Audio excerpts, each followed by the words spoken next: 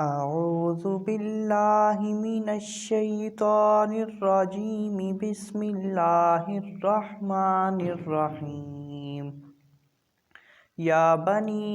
إسرائيل اذكروا نعمتي التي أنعمت عليكم وأوفوا بعهدي أوف بعهدكم وإياي فارهبون وآمنوا بما أنزلت مصدقا لما معكم ولا تكونوا أول كافر به ولا تشتروا بآياتي ثمنا قليلا وإياي فاتقون ولا تلبسوا الحق بالباطل وتكتموا الحق وأنتم تعلمون وأقيموا الصلاة وآتوا الزكاة واركعوا مع الراكعين أتأمرون الناس بالبر وتنسون أنفسكم وأنتم تتلون الكتاب أفلا تعقلون واستعينوا بالصبر والصلاة وإنها لكبيرة إلا على الخاشعين الذين يظنون أنهم ملاقو ربهم وأنهم إليه راجعون۔ مفہوم البقرہ رکوع نمبر 5۔ پچھلے رکوع میں انسانوں کو ان کی حقیقت اور شیطان کی دشمنی واضح کرنے کے بعد اس رکوع سے زندگی گزارنے کے لیے احکامات کا سلسلہ ان لوگوں کو مخاطب کر کے شروع کیا جا رہا ہے جو مدینہ میں سب سے بااثر اور متمول ہونے کے ساتھ ساتھ دینداری اور امامت کے دعوے دار بھی تھے۔ یہ یہودی لوگ خود کو اللہ تعالیٰ کے لاڈلے قرار دیتے تھے اور اپنی کتابوں کے مطابق ایک نئے نبی کی آمد کے شدت سے منتظر تھے۔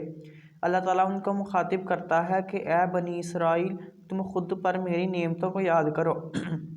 اور میرے ساتھ بندگی کے عہد کو پورا کرنے کے لیے میرے اس نبی صلی اللہ علیہ وسلم پر ایمان لاؤ اور اس کی پیروی کرو، پھر میں بھی تم کو اپنے اس نبی صلی اللہ علیہ وسلم کے غلاموں میں شامل کر کے پھر سے امامت کا حقدار بنا دوں گا۔ تم مجھ سے ڈرو اور اس قرآن پر ایمان لے آؤ، کیونکہ یہ کتاب ہی وہی سیدھا راستہ دکھاتی ہے جو راستہ تمہارے پاس موجود پہلی کتابوں میں موجود تھا۔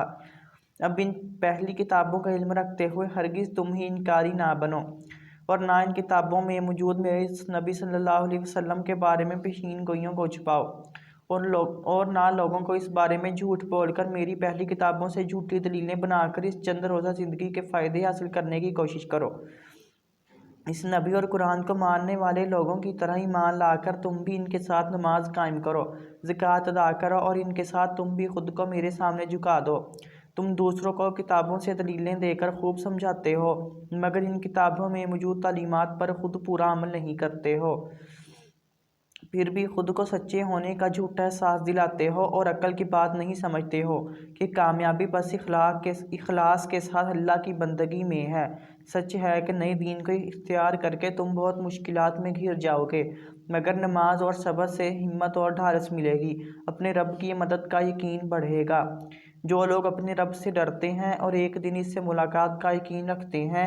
ان کے لیے دنیا کی چند روزہ مشکلات کو برداشت کر کے ایمان لانا اور اس بندگی کے راستے پر چلنا آسان ہو جاتا ہے۔